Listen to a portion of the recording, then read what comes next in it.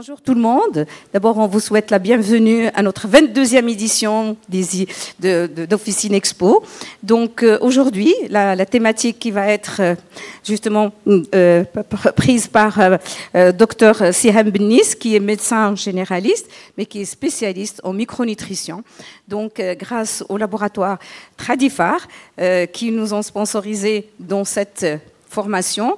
Donc, bon, ici, vous avez micronutrition et santé mentale, mais vous allez avoir déjà une idée comment choisir un complément alimentaire. Donc, elle va vous parler justement comment conseiller la vitamine D3, quelques vitamines liposolubles, hydrosolubles, et aussi des oméga 3, les oméga 9, les oméga 6, n'est-ce pas? Pas les oméga... mais au moins les oméga 3.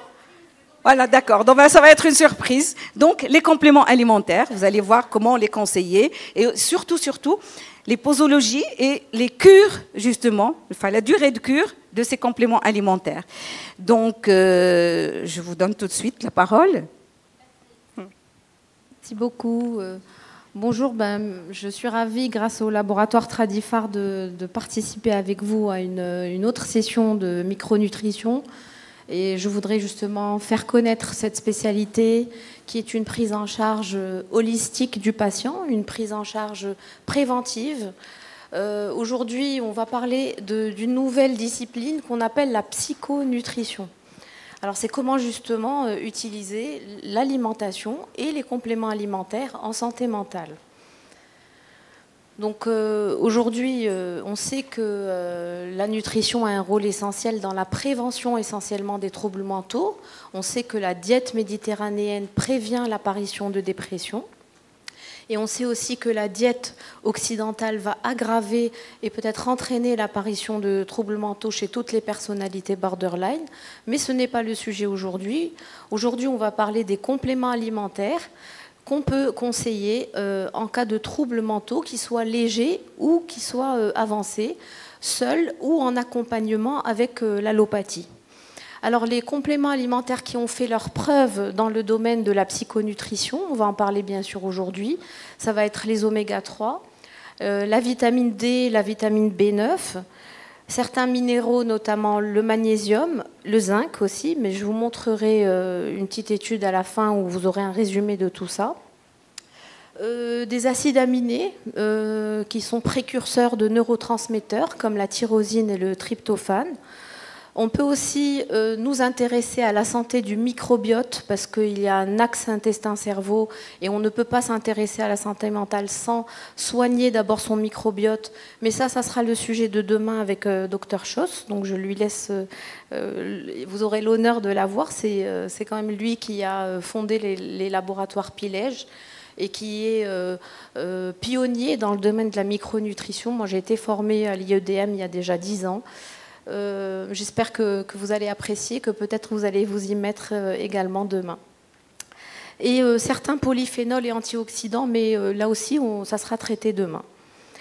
Alors, ce qui me permet d'appuyer ce que je dis aujourd'hui, ce sont des données scientifiques récentes, parce que la psychiatrie n'a pas beaucoup évolué durant de nombreuses années. Mais en tout cas, dans le domaine de la psychonutrition, il y a eu des avancées, surtout depuis 2019, où il y a eu une énorme méta-analyse qui a regroupé d'autres méta-analyses et qui n'a gardé que des études randomisées en double aveugle et qui a pu émettre des guidelines de prescription en fonction de chaque trouble mental, que ce soit une dépression légère ou avancée, que ce soit un trouble bipolaire, une psychose, une schizophrénie, etc. Et en 2022, il y a un groupe d'experts internationaux sur plus de 15 pays qui ont émis des guidelines avec des dosages, etc. Et je vous présenterai un résumé de ces études à la fin de mon intervention. Pour ceux qui sont curieux, vous pouvez prendre cette photo, vous pouvez avoir accès libre aux articles.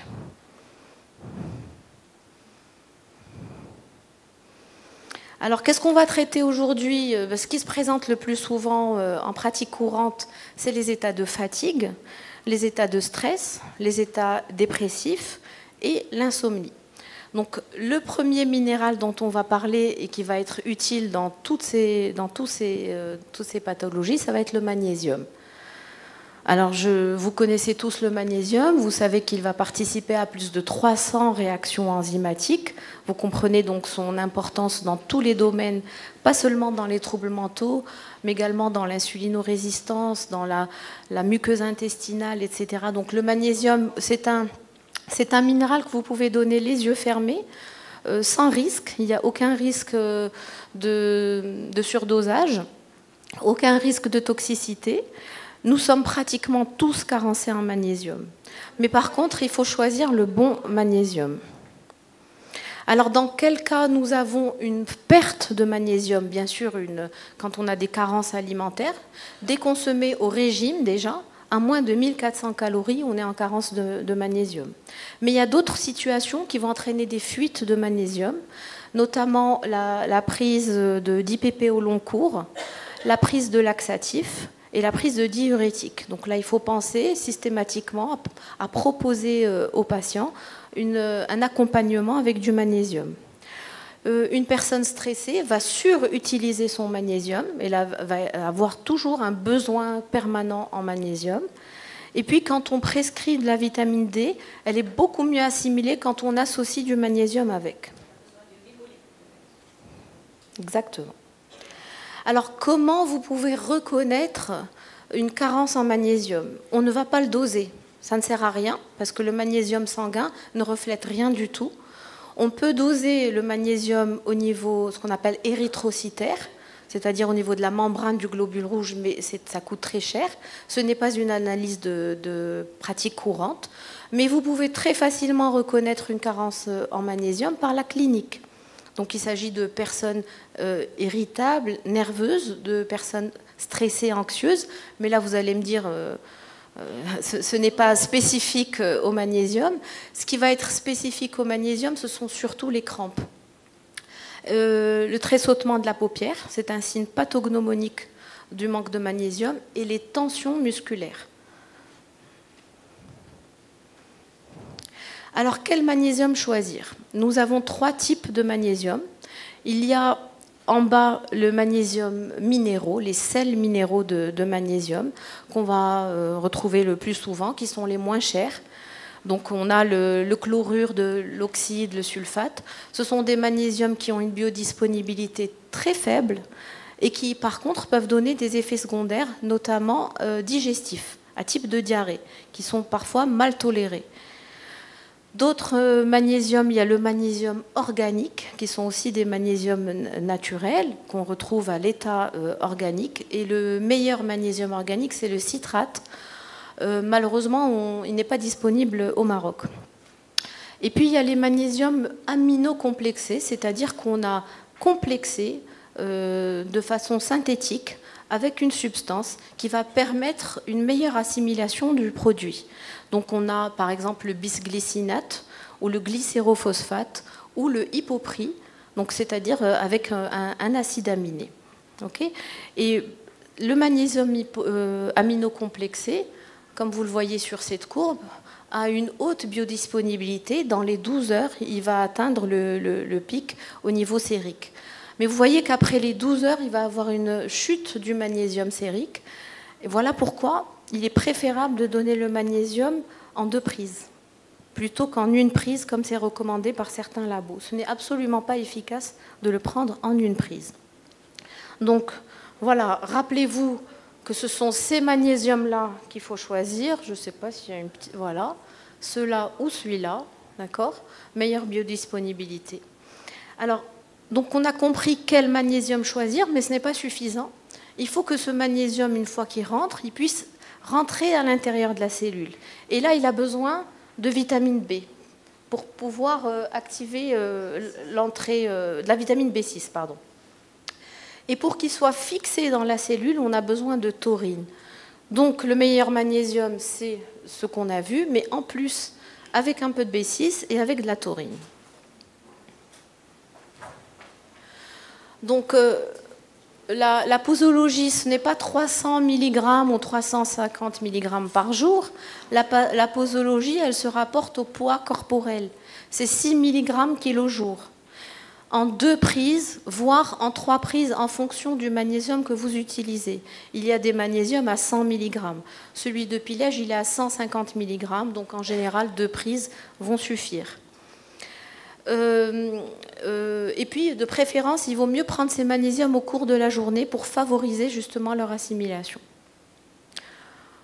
Voilà. Alors, le stress, on va parler de neurotransmetteurs.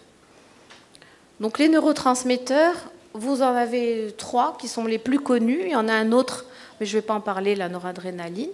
Donc on a la dopamine qui est produite, vous voyez ici, le matin au réveil, jusqu'à 16-17 heures, c'est assez schématique. La dopamine, c'est notre starter, c'est ce qui va nous permettre de sortir du lit, c'est ce qui va nous motiver à aller travailler, c'est ce qui va nous donner du plaisir à faire les choses, et c'est ce qui va nous permettre de nous concentrer. Donc vous imaginez, si vous n'avez pas de dopamine, les signes cliniques qui vont en découler. Voilà, pas envie de se réveiller le matin, pas de motivation. Les personnes qui cherchent toujours le plaisir, qui n'ont pas cette dopamine, vont avoir des troubles addictifs pour pouvoir toujours se stimuler en dopamine. Et puis, naturellement, vers 16-17 heures, la sécrétion de dopamine baisse. Elle va être remplacée par un autre neurotransmetteur, c'est la sérotonine. Donc, c'est le retour au calme, c'est la gestion des émotions, c'est la gestion de l'humeur, la gestion également de l'appétit. Et la sérotonine est un précurseur direct de mélatonine, donc, qui va nous permettre, donc, qui est produite à partir de 21 heures et qui va nous permettre donc l'endormissement. Alors, donc on va parler de fatigue. Donc, bien entendu, les personnes qui arrivent au comptoir qui vous disent « je suis fatiguée », qu'est-ce que vous faites? Qu'est-ce que vous leur proposez? Je suis fatiguée. Des vitamines. Donc déjà, je suis fatiguée, oui. Il n'y a pas que ça. Il y a toutes les... Attention à ne pas passer à côté de toutes les causes de fatigue, les plus fréquentes. Notamment l'anémie, donc une personne qui va être un petit peu pâle, ou alors une femme qui va avoir des règles abondantes, donc il faut y penser. Les maladies thyroïdiennes, et ça c'est une fatigue plutôt matinale avec un surpoids, donc essayez d'avoir ça en tête. Les diabétiques, et puis bien sûr les troubles dépressifs et le sommeil, comme vous avez dit tout à l'heure. Donc une fois qu'on a éliminé ces causes-là, on peut penser éventuellement à la dopamine dont je vous ai parlé tout à l'heure. Donc, quand on manque de dopamine, comme je vous ai expliqué tout à l'heure, puisque c'est notre starter, donc on va avoir une fatigue matinale. Et ça, c'est un réveil qui est difficile. C'est un signe, quand je pose la question, qui revient fréquemment. J'ai du mal à me réveiller. Et quand vous allez voir, quand vous allez donner le précurseur de dopamine, la personne, en moins de 2 semaines, elle sent la différence. Vous avez aussi donc une baisse de concentration, une baisse de motivation, comme je vous ai dit tout à l'heure, une tendance à des conduites addictives. On a systématiquement un manque de dopamine quand on est en période d'examen, quand on est en sursollicitation intellectuelle. Donc rappelez-vous cette image, voilà, je suis fatiguée, je n'ai pas envie de travailler, c'est vraiment ça, hein, la dopamine. Alors, donc voilà, la personne qui vient au comptoir, je voudrais un stimulant. Donc une fois que vous avez fait votre petit interrogatoire, voilà comment ça va se présenter, le déficit en dopamine. Vous lui demandez à quel moment de la journée vous êtes le plus fatigué. Si elle vous répond en fin de journée, ça n'a rien à voir avec la dopamine. En fin de journée, c'est le cortisol. C'est une baisse de cortisol, c'est assez typique.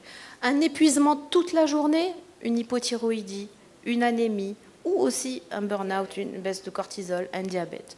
Mais si je suis fatiguée juste le matin, mais après c'est bon, j'arrive, c'est la dopamine. Okay. Comment se manifeste cette fatigue? Donc je me répète, mais tant mieux, comme ça vous retenez. J'ai du mal à démarrer la journée. Est-ce que vous avez du mal à vous concentrer? Oui. Est-ce que vous avez des troubles du sommeil? Pas forcément. Le problème ne se pose pas à ce niveau-là. Donc l'objectif, c'est toujours d'identifier la cause de la fatigue en caractérisant sa sémiologie. Alors un petit rappel sur la synthèse de dopamine. La dopamine est produite à partir d'acides aminés et notamment de la tyrosine. D'accord ? La tyrosine, va, en présence de fer, donc de cofacteurs fer, vitamine du groupe B, se transformer en dopamine. Donc s'il y a une carence de fer, s'il y a une carence en vitamine B, notamment B9, qui est très fréquente, la carence en B9, surtout chez les personnes qui ne vont pas consommer de légumes, donc il va avoir une sécrétion de dopamine qui est diminuée. Le problème, c'est que cette tyrosine peut être détournée vers le cycle de Krebs en cas de stress oxydatif ou en cas d'inflammation.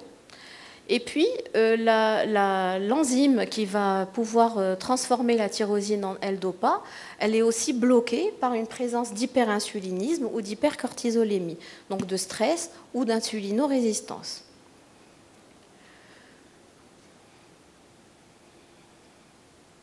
Alors, qu'est-ce qu'on va proposer pour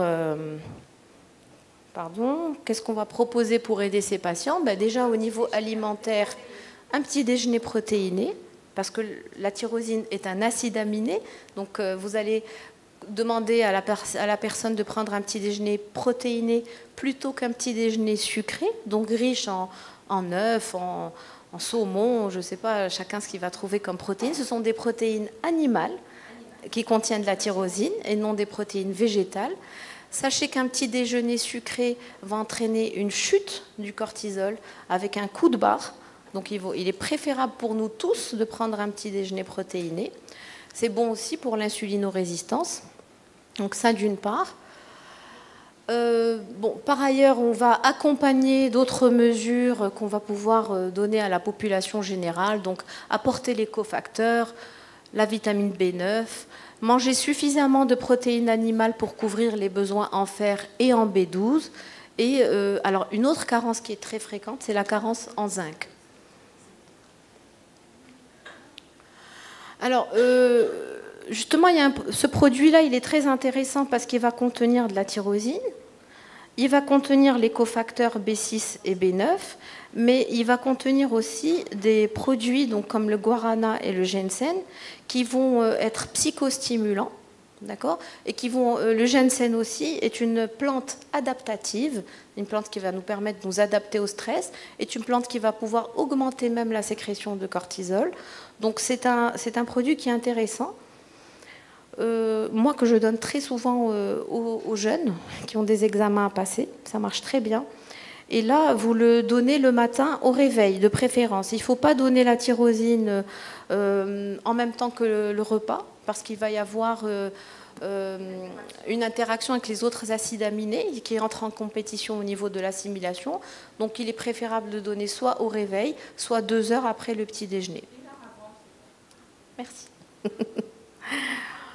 Alors le deuxième neurotransmetteur qu'on va voir, c'est la sérotonine. S'il vous plaît, madame, c'est compliqué. Alors la sérotonine, donc je vous ai dit tout à l'heure, c'est l'hormone du bien-être. Donc quand on manque de sérotonine, on est énervé, on est agressif. Ça, c'est assez systématique.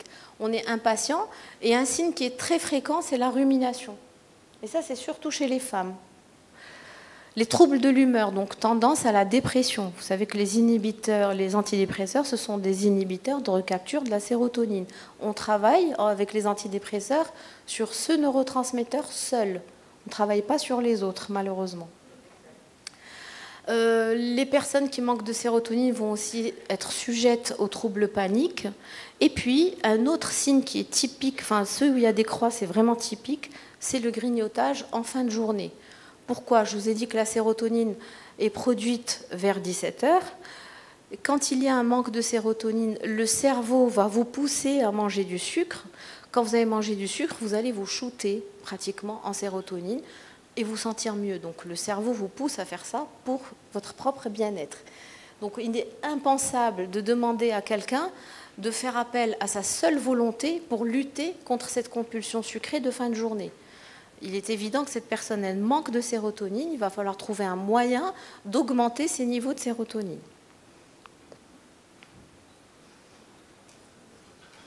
Alors, la sérotonine, comment elle est produite? Elle est produite à partir du tryptophane, un autre acide aminé.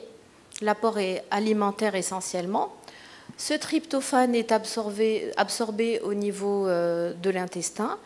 Une partie va traverser la barrière hémato-méningée et va se transformer en 5-HTP. Et c'est ce 5-HTP, avec des cofacteurs qui sont le magnésium et la B6, qui va se transformer en sérotonine. Et un petit peu plus tard, la sérotonine va subir ce qu'on appelle une méthylation et se transformer en mélatonine.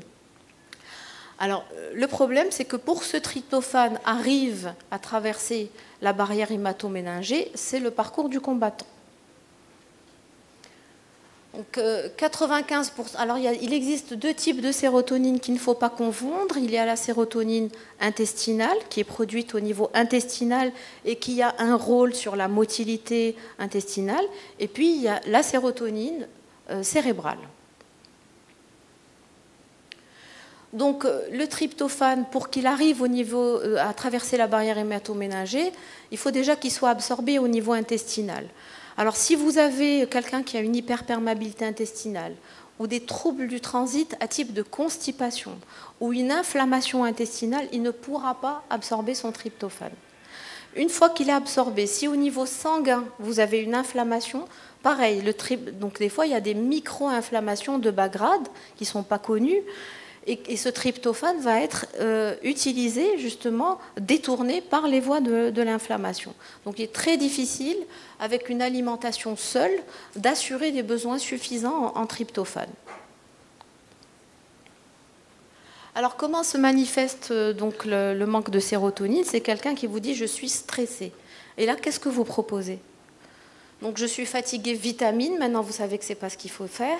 Je suis stressé, qu'est-ce que vous faites? Un peu de...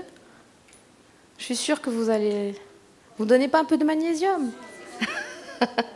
Forcément, vous faites bien parce que le magnésium est un précurseur important de la sérotonine. Il faut donner du magnésium. Est-ce que c'est suffisant? Bon, bah, vous demandez. Alors, qu'est-ce que ça veut dire être stressé pour vous? Est-ce que vous êtes fatigué? Donc la personne qui a un manque de sérotonine n'est pas forcément fatiguée. Elle est plus nerveuse, irritable. Est-ce que vous pensez beaucoup? C'est quelqu'un qui n'arrive pas à lâcher prise. Est-ce que vous avez envie de manger en fin de journée? Voilà, c'est carrément typique, vous avez mis le doigt dessus. Et puis, comment est le moral? Des hauts et des bas. Donc, on va passer directement à la complémentation. Donc, on va pouvoir proposer du tryptophane, comme je vous ai dit. Donc, on peut même donner un dosage plus important. Hein. Là, c'est par gélule, mais on peut donner 2, voire 4 gélules, surtout chez une personne qui a des troubles digestifs. Alors, je ne vous cache pas que ça marche très bien, mais les personnes qui ont des troubles digestifs, c'est compliqué d'absorber le tryptophane. Quoique cette forme-là est quand même mieux assimilée. Donc, si vous posez la question. Est-ce que vous êtes constipé? Est-ce que vous avez des troubles digestifs, etc. Donc on essaye toujours avec le Neurobiane. On peut peut-être augmenter la dose à 3 gélules. Au bout de 15 jours, normalement, on doit sentir la différence. S'il n'y a aucune différence au bout de 2-3 semaines, vous passez au précurseur direct de la sérotonine, qui est le 5-HTP, à raison de 100 à 200 mg par jour. Ou la griffonia. La griffonia est une plante sérotoninergique également. Un mois minimum jusqu'à 3 mois. En fait, 1 mois, c'est le minimum. La personne va sentir, donc quand vous donnez magnésium avec du tryptophane ou magnésium avec HTP, au bout d'1 mois, la personne va sentir vraiment la différence. Et on fait une fenêtre thérapeutique d'1 semaine. S'il est nécessaire, donc si les troubles reviennent, on peut rajouter un 2e mois, voire un 3e, il n'y a aucun risque. Alors, un petit point sur les antidépresseurs. Moi, je ne suis pas du tout contre les antidépresseurs, au contraire, j'en prescris. Mais c'est aberrant de prescrire des inhibiteurs de recapture de sérotonine chez quelqu'un qui n'a même pas de production de sérotonine. Vous allez inhiber la recapture de quoi? Donc il faut déjà remonter les niveaux de sérotonine, bien nourrir le cerveau pour justement éviter de... Oui. Comment faire pour que le cerveau refabrique la sérotonine? Donner les cofacteurs, du magnésium. Ah non, non, il n'y a pas de problème enzymatique. Pas dans le cas de la sérotonine, non. Il y en a dans d'autres, pour la B9, non. En général, non. La méthylation, alors, on est en train de parler de mélatonine, là, vous parlez de mélatonine.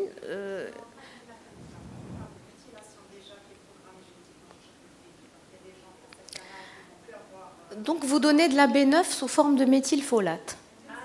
Non, ça marche quand même. Il faut la donner à vie. Voilà, c'est ça. Méthylfolate. Méthylfolate, pas acide folique. Oui.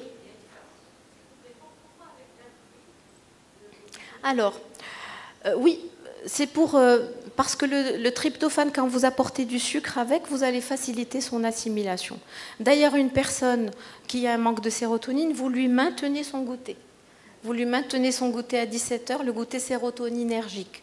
Donc à base de fruits secs, d'oléagineux, de chocolat noir, des choses comme ça. C'est important. On ne peut pas switcher du jour au lendemain. Il faut respecter la psychologie et les besoins nutritionnels de chacun en fonction de son état mental et de ses déficits. Mais vous pouvez restaurer ça. Moi, je vois 4 semaines, ça s'arrange. Donc on peut donner ça avec une recommandation nutritionnelle. Oui, en général, quand on a un manque dans un neurotransmetteur, le manque va dans les global pour les autres neurotransmetteurs. Mais pas toujours. Hein. Alors, on va parler de la mélatonine donc, et du trouble du sommeil. Alors là aussi, qui dit sommeil dit mélatonine, mais ce n'est pas vrai. On n'a pas des insomnies que par un manque de mélatonine. On peut avoir une insomnie parce qu'il y a trop de cortisol, donc on est trop stressé. Ça veut dire qu'il y a une hyperactivité du système d'éveil. Vous savez que nous sommes soumis à une horloge biologique, l'hormone de l'éveil qui est le cortisol et l'hormone du sommeil qui est la mélatonine. Et nous sommes soumis à ces deux hormones, le cycle veille-sommeil. Donc s'il y a trop de cortisol par un excès de stress, au lieu que le cortisol chute vers 20 h, il y a un maintien de sécrétion de cortisol. Donc c'est impossible de produire de la mélatonine dans ces conditions. Alors, le trouble du sommeil peut aussi venir d'un autre facteur, une baisse du système GABA. Ce qui va nous permettre de dormir, c'est 1, la mélatonine, et 2, le système GABA, qui est notre système anxiolytique, si vous voulez, notre benzodiazépine naturelle. Donc quand on a une hypoactivité du système GABA, là aussi, on peut avoir des troubles du sommeil.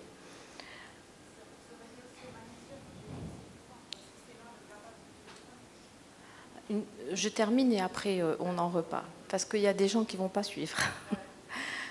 Alors, un cycle du sommeil normal, il va durer à peu près 1h30 à 2 h en fonction de chaque personne.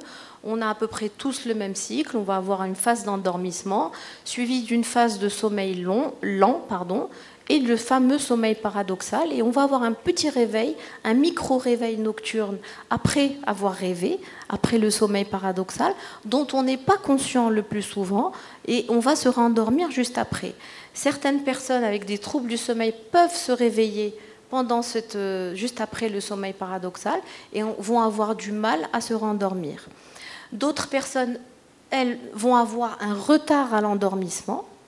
Et puis, il faut savoir aussi que pendant le sommeil profond et très profond, c'est là où on va avoir une phase de réparation tissulaire, une phase de baisse de métabolisme. Vous savez que les personnes qui ne dorment pas correctement font de l'insulinorésistance et font du surpoids. Et pendant le sommeil paradoxal, c'est là qu'on va participer à l'apprentissage, à la mémorisation de ce qui s'est passé dans la journée. Et c'est là qu'on va nettoyer, si vous voulez, nettoyer un petit peu le cerveau et éviter les maladies neurodégénératives. Alors, ce qui se passe quand on prend une benzodiazépine, c'est qu'effectivement, on va accélérer la phase d'endormissement, mais c'est un sommeil chimique qui ne respecte absolument pas ces 3 phases qui sont les plus importantes pour la réparation physique tissulaire et pour la neuroprotection. Donc on va pouvoir proposer des plantes qui vont stimuler nos anxiolytiques naturels, c'est-à-dire notre système GABA. Donc vous avez la valériane, l'aubépine, la passiflore, les scolidia, et vous pouvez aussi prescrire de la mélatonine. Donc il y a deux types d'insomnie. Soit vous avez... bon, j'ai été un peu trop vite. Avant de parler des deux types d'insomnie, je voulais juste vous montrer ici que la sécrétion de mélatonine va se réduire avec l'âge. Vous voyez qu'elle se réduit de moitié, plus de moitié à partir de l'âge de 50 ans. Donc nous sommes, en tout cas, je fais partie de ces gens-là. Je suis en déficit de mélatonine. Si j'ai des troubles du sommeil, je n'hésiterai pas à en prendre toute ma vie. Il n'y a aucun risque à prendre de la mélatonine à vie. Si je n'en ai pas, alhamdoulilah, c'est pas grave. Alors il y a donc deux types de... je ne sais pas où est passée la diapo, c'est pas grave. Donc si vous avez une insomnie avec une composante anxieuse, donc on va aller plus vers un choix d'un complément alimentaire qui va stimuler le GABA, donc avec les plantes anxiolytiques dont je vous ai parlé. Si vous avez une insomnie avec plutôt un retard à l'endormissement, là on va plus penser à la mélatonine. Alors il est préférable de donner de la mélatonine sous forme retard, parce que les personnes vont prendre de la mélatonine et vont quand même se réveiller vers 4-5 heures. Donc si vous prenez une mélatonine à libération prolongée, ça va maintenir l'endormissement. Et vous pouvez y associer du tryptophane au moment de la prise de mélatonine, parce que le tryptophane maintient également l'endormissement. Il va aider au sommeil du petit matin. Est-ce que c'est clair? Bien sûr qu'on peut associer tout ça aux antidépresseurs, évidemment. Ce qu'on n'associe pas aux antidépresseurs, c'est tout ce qui est sérotonine. Donc tryptophane, 5-HTP, griffonia, il ne faut absolument pas en donner. Parce que vous risquez de faire une toxicité à la sérotonine. Alors, en ce qui concerne la dépression, donc je vais vous présenter un résumé des différentes méta-analyses qui sont sorties dans ce domaine. Donc, vous voyez ici ce qui est le micronutriment à plus haut niveau de preuve dans le traitement de la dépression, avec ou sans antidépresseurs, ce sont les oméga 3. Et surtout les oméga 3 EPA. Donc vous voyez ici en noir, les petits losanges noirs, c'est ce qui a été positif. Ici, ce sont toutes les méta-analyses, d'accord, clinical dépression, etc. Et vous voyez, bon, il y a des choses qui ont servi à rien quand on a donné, ça dépend des dosages, mais là, le dosage à partir de 700 mg d'EPA jusqu'à 2 grammes par jour a montré des effets bénéfiques sur la dépression. Le DHA, 400 à 500 mg par jour. Le méthylfolate, justement, parce que vous allez voir ici, acide folique, ça ne donne pas d'effet. C'est le méthylfolate qui a donné le plus d'effet, à une dose de 15 mg jour. L'inositol, aucun effet. La vitamine D a été aussi très effective dans les troubles dépresseurs. Là, il y a un petit zéro de plus, je suis désolée. C'est 1500 à 4000 unités jour. Le zinc également, à la dose de 15 mg jour. Les probiotiques. Et un petit peu, mais pas beaucoup, la N-acétylcystéine qui est un antioxydant. Quel type de zinc? Toujours la même chose pour les sels minéraux. Vous préférez les sels minéraux organiques ou chélatés. Bisglycinate, glycérophosphate, oui. L'étude, on l'a vu en début de présentation. Je vais vous montrer, je vais vous la laisser tout à l'heure, vous preniez en photo. Il y a eu 2 études majeures en psychonutrition. Non, c'est que du zinc organique. Tous les zincs minéraux n'ont pas fonctionné, ne sont même pas pris en compte. Alors les oméga 3, un petit rappel, donc nous avons 3 types d'oméga 3. Les oméga 3 d'origine végétale, qu'on va appeler les ALA, donc comme les oméga 3 qu'on va trouver dans toutes les graines et les huiles dérivées.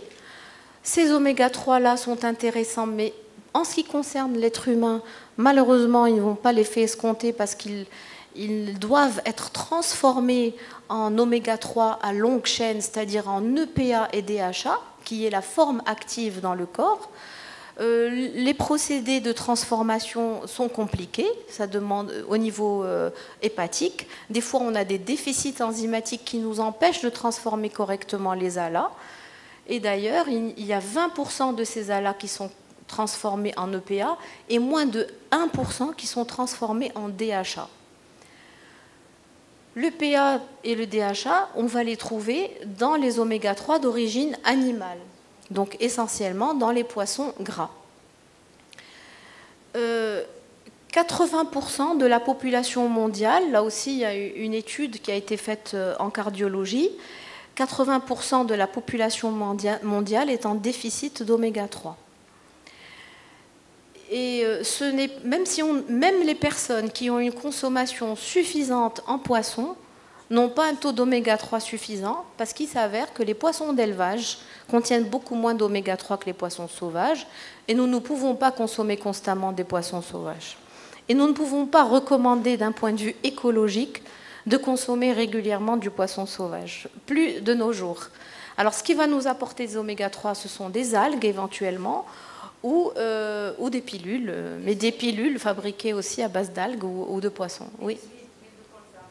Alors, l'huile de colza, pourquoi ce n'est pas intéressant pour les oméga 3 ?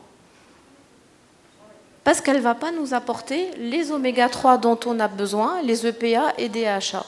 Et si vous voulez avoir une quantité suffisante en EPA et DHA, il faut prendre 1 litre d'huile de colza par jour. Donc, ce n'est vraiment pas suffisant. Le DHA, on peut laisser les questions pour plus tard. Vous notez bien, comme ça vous n'oubliez pas. Le DHA est une molécule anti-inflammatoire. Dans le corps, elle va se transformer, elle va donner des prostaglandines, des interleukines anti-inflammatoires. Donc c'est le plus puissant anti-inflammatoire naturel que nous avons dans le corps. Nous pouvons sans problème aussi consommer 250 mg de DHA par jour. Ça ne nous ferait pas de mal. Le problème, il y a toujours un problème, c'est que ce sont des produits qui sont très oxydables. Donc il faut faire attention à ce que votre fabricant vous garantisse que le produit qu'il est stable, qu'il ne va pas s'oxyder. Il faut que vous consommiez l'oméga 3 durant un repas riche en vitamine C, parce que la vitamine C est l'antioxydant de l'oméga 3. Ou alors vous avalez un petit peu d'acérola en même temps que l'oméga 3. Il faut faire attention aussi qu'il y ait une garantie de pureté, parce que dans les oméga 3, il y a une possibilité d'avoir des métaux lourds, comme ce qu'il y a dans la graisse de poisson. En général, c'est dans le gras qu'on va garder les métaux lourds, les pesticides permanents, etc. C'est dans le gras qu'on garde ça. Donc, comme on va fabriquer les oméga 3 à partir d'huile de poisson, donc graisse de poisson, on peut avoir énormément de mercure, de métaux lourds, de plomb, etc. dans ces oméga 3. Donc il faut que le labo garantisse par un label qu'il n'y a pas de métaux lourds. Donc la pureté est indispensable parce que vous allez avoir l'effet contraire escompté, vous allez oxyder votre patient. Et puis, il faut vérifier la source de ces oméga 3. Donc ici, vous avez eu plusieurs labels de qualité. Donc là, par exemple, le label EPAX, etc. sont des labels reconnus de fabrication d'oméga 3. Donc pour la dépression, l'effet bénéfique, c'est donc surtout observé pour l'EPA en association avec les antidépresseurs. Donc 1 g de PA et 500 mg de DHA. Attention chez les personnes qui sont sous AVK ou anticoagulants, il y a quand même un risque hémorragique à cette dose-là, à 1 g. Pour la population générale, on va plutôt recommander 250 mg de DHA et un petit peu moins de PA. Donc le PA, c'est essentiellement pour les personnes qui ont des troubles mentaux. Et notre vitamine, la championne, star, la vitamine D, on appelle ça vitamine, mais en fait il s'agit d'une véritable hormone, c'est une hormone stéroïde. Au niveau du cerveau, elle va se lier à des récepteurs qu'on appelle des récepteurs promoteurs. C'est-à-dire qu'elle va déclencher plusieurs fonctions via ces récepteurs. Donc notamment, elle va intervenir dans la neuroplasticité, dans la neuroprotection. Et puis, la vitamine D est un puissant modulateur du système immunitaire. Toutes les personnes qui ont des maladies auto-immunes, immunodéprimées, qui ont des problèmes cancéreux, on va favoriser leur immunité en apportant de la vitamine D. Donc toute personne, à mon avis, qui a un trouble mental, devrait se supplémenter en vitamine D et en oméga 3. Alors l'apport journalier recommandé, alimentaire je parle, il est de 15 microgrammes par jour. On n'a pas de données au Maroc, mais on va se référer aux données françaises. Les données moyennes en France, elles sont entre 3 et 5 microgrammes par jour. Donc il y a un déficit patent. Donc la grande majorité des personnes sont carencées. Et d'où va provenir notre vitamine D? Bien sûr du soleil, mais il faut que ce soit une exposition d'au moins 20 minutes, pas seulement les bras et les pieds, mais au moins le torse, sous un soleil d'été, pas un soleil d'hiver, et sans écran total. Qui c'est qui fait ça? Donc on ne fait que traverser rapidement de la maison à la voiture, mais on s'expose rarement. Peut-être en été, pour ceux qui bronzent, ils vont augmenter un petit peu leur synthèse de vitamine D, mais en hiver, nous sommes tous carencés en vitamine D. Et puis, il y a une source alimentaire, donc poisson gras, les œufs, volailles et laitage entier. Alors, la dose journalière recommandée, c'est 1500 unités à 4000 unités par jour. La dose maximum de sécurité est à 4000 unités par jour. Au-delà, il y a un risque de calcification. Au-delà de 4000 unités par jour, vous êtes obligé de faire un dosage de vitamine D. Mais à 1500, 2000, 3000, il n'y a pas de risque. La vitamine D est mieux fixée si vous donnez une dose quotidienne plutôt qu'une dose de charge. Donc les ampoules à 100 000 unités que vous allez prendre une fois ou 2 fois par mois, elles vont augmenter rapidement le taux de vitamine D, mais ça va redescendre derrière parce que vous avez surchargé les récepteurs. Donc il est préférable de donner une petite dose chaque jour. Et comme on a dit tout à l'heure, toujours l'associer avec du magnésium pour une meilleure biodisponibilité. Et voilà, je vous remercie pour votre écoute.